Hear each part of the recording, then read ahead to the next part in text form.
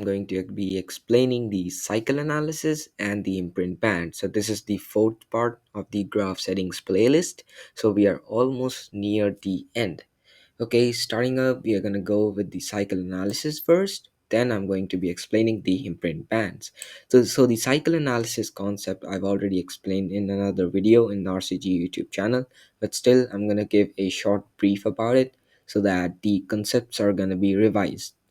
Okay, so I already have the cycle analysis in my charts. If you guys see my analysis and look at my charts, I already have it on because it gives me a probable area for reversal and also tells me where the market can actually reverse, at what aggregation the market can actually reverse. Okay, so I already have it on. Show cycle analysis. I've already clicked on it. Okay, so we have the cycle analysis. Okay, so what does it actually mean and what does it actually do? So first of all, we need to understand how it actually works. From this H4 to this H1, the cycle analysis is actually telling us that we had 29 aggregation. So it's telling us that we had 29 15-minute candles. Okay, from this H4 right here, because you can see this small line right here, it is starting up from this H4, right? And ending up at this H1. So here the cycle was of 29 aggregation. So it's calculating the cycles from peak to peak. And for below the pivot, it's counting from trough to trough. Okay, like right here. From this L14 to this L4, the market is telling us, or the cycle analysis is telling us, we had 14 aggregation. So 14 into 15-minute candles. So this was the amount of candles or aggregations we actually had. Okay, I hope it makes sense to you. Now the question comes that how does it actually work? So it is very useful to actually get the aggregation where we can actually see reversal and also get to know that this is the aggregation where we get the average. Now what do I mean by that?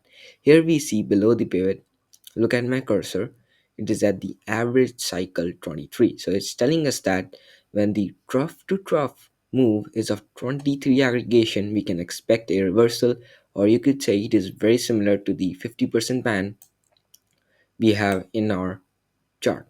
Okay, so what does the 50% band mean? That there is 50% probability that the market will break it or just reverse from it.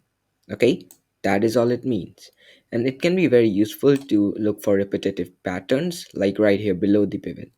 From this L5 to this L10, we had 23 aggregation, and same we had right here.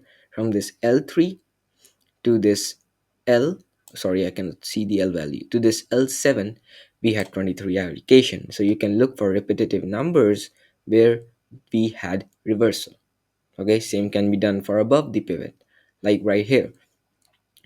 18 aggregation right here from this L from this H24 to this H4, we can see 18 aggregations, right? Now same thing right here from this H1 to this H4, we had 18 aggregation. So this was a repetitive number. Okay, we can actually also target the 24 average cycle number. Okay, so for example, you are in the calls and you are looking at the cycle analysis, you can actually target that. Okay, so at a minimum point I want to look at the 24 aggregation number. Now same can be done for below the pivot. Okay, so the next thing we have are these macro trend right here. Now all these macro trends you see are in these particular cycles. Below the pivot, from this trough to trough movement, we have a separate macro trend. Same is for above the pivot, like right here. From this H4 move to this H1 move, we had red macro trend, indicating that this cycle was moreover bearish. Okay, now I'm gonna go to the graph settings. Okay, so right here I can actually make them visible on my chart. For example, for the long color, I'm gonna go for green. Okay, I'm gonna click on OK. So I'm gonna reduce the opaqueness of it so that I can actually see my own chart. And for the short color, I'm gonna go for red. And same I'm gonna do for right here. Okay, so now we are at 105 opaqueness, and you guys can actually see wherever you see the green macro trend, we have the green color, and wherever we have the red macro trend, we actually have a kind of a pinkish color. Okay, so you can actually go for any color of your own choice from the graph settings that are given just right here. I'll let it load. Okay, so you can actually choose from all these colors. Okay, now I'm going to click on clear because that is all it is trying to show. Now the next thing it shows us is the long vertical lines. Now these long vertical lines are just a visual luxury, you could say. I'm going to click on it and go for the red color, and you guys are going to see the difference. So the full range, now what does it actually do? Long vertical line, so it's telling us that wherever the cycle ends, basically wherever the high of the cycle forms, it's going to be marking out with a red color that is going to be forming throughout the range. Now I can go for the full range to the pivot only. Okay, now you can see we have the range limited to the pivot. Okay, now it just, as I mentioned earlier, just a simple luxurious visual tool. Okay, now same can be done for below the pivot. I'm going to go for green color right here. Okay, I'm going to click on OK. Now we can see wherever we see the end of a cycle below the pivot, we have this green color right here. Okay, I hope it makes sense now. Now as I click on none, I don't see those ranges. Okay, now the show arrows is basically, now we do not see any kind of arrows right here. Okay, as I click on it, I see the arrows. Now it is indicating the direction of the move, that it is telling us that this cycle started right here and ended right here. Okay, so this, it is indicating that the cycle started from h4 and ended at h1, and it was a total of 29 aggregations.